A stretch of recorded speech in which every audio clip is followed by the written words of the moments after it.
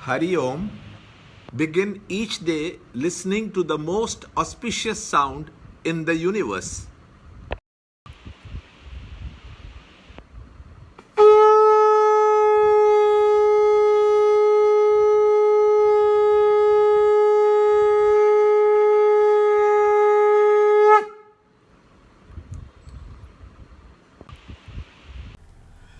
Yoga of Vision of the Divine Cosmic Form.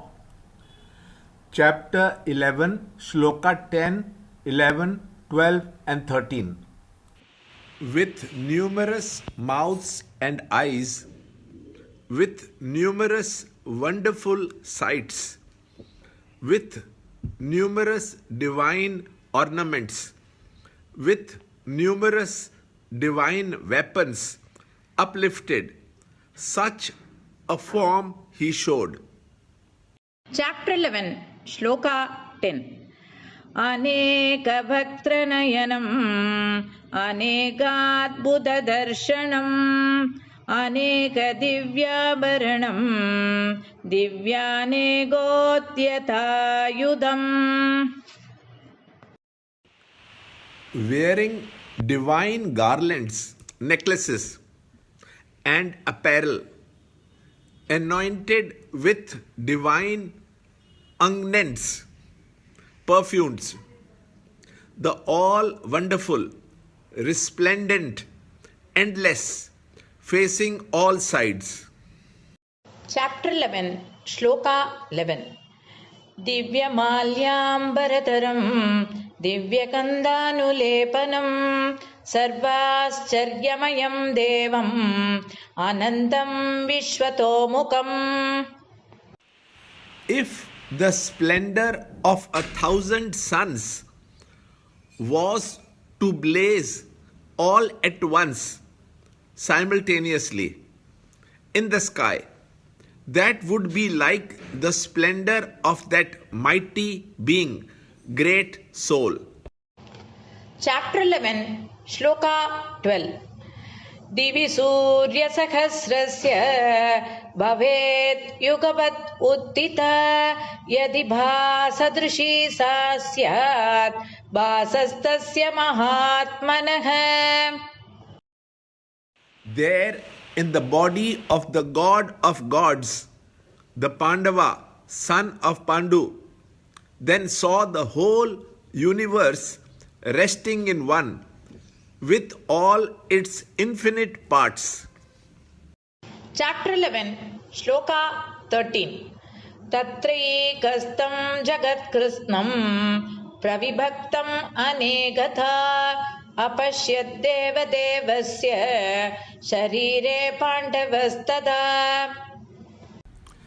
Chapter 11, Shloka 10, 11, 12 and 13. In a rough outline, Sanjay describes the list of things that were visible within the framework of the divine charioteer. These words of Sanjay represent the rough outline of the universal form of the Lord, roughly in its full outline.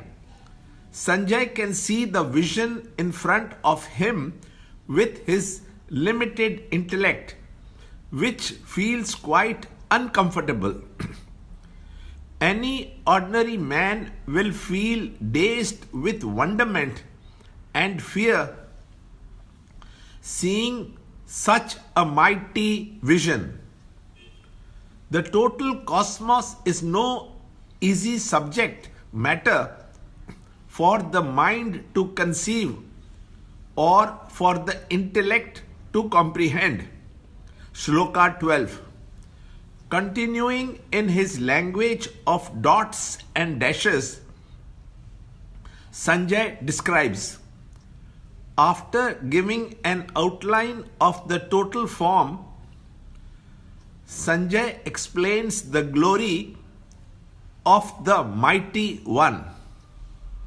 The Lord, in his universal aspect, was dazzling in his own brilliance and the divine glory of it was almost blinding. So he can't see much and hence very little details. Sanjay uses a very powerful simile to convey the idea. The glorious shine of the mighty being is almost, it is said, as luminous as that of 1,000 suns if they were to rise up all at once in the sky. Shloka 13. Beautifying the picture with some more details, Sanjay adds, in that divine form of the Lord, Arjuna perceived the entire world packed to rest at one and the same place. The concept of cosmic man is the vision of the universe through a mind which has ceased to act with the concept of time and space. This vision of the many in one is not a physical perception but an intellectual comprehension. The universe has not shrunk to the size of Krishna. Arjuna has to discover the required sense of oneness in the world of matter, and looking at the universe through his understanding so that he can come to estimate the oneness of the universe. As trained, different persons see all the chemicals in the laboratory as nothing but permutations and combinations of some 103 elements, or nothing but atoms or molecules, or three factors, the electron, proton and neutron, depending upon the sharpness of their vision. Similarly, Arjuna's vision has been sharpened to see the whole universe in the very body of the God principle, the total intellect.